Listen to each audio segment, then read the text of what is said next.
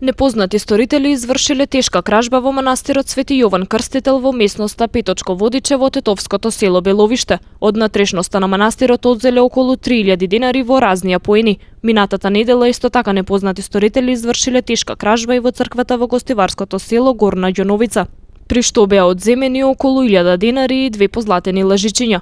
Полицијата работи на расчистување на случаите и откривање на сторителите.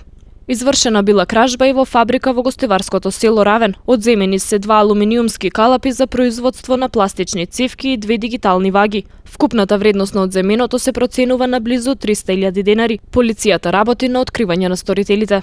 Кражба се случила и во куќа на 49 годишен жител на Тетовско Јеловјане. Од плакар од дневната соба одзеле чанта во која имало 14 парчиња разновиден златен накит. Вкупната материјална штета се проценува на околу 1300 евра. Полицијата работи на откривање на сторителите и во оваа кражба.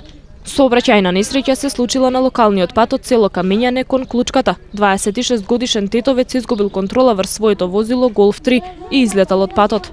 Возачот се здобил со телесни повреди и задржан е на лекување во Тетовската клиничка болница. Штетата се проценува на околу 20.000 денари. Извршен е увид, а првичната причина за несреќата се смета неприлагодената брзина. Од полицијата информираат и за самоповредување на 63 годишен австријски државјанин со времен престој во нашата земја.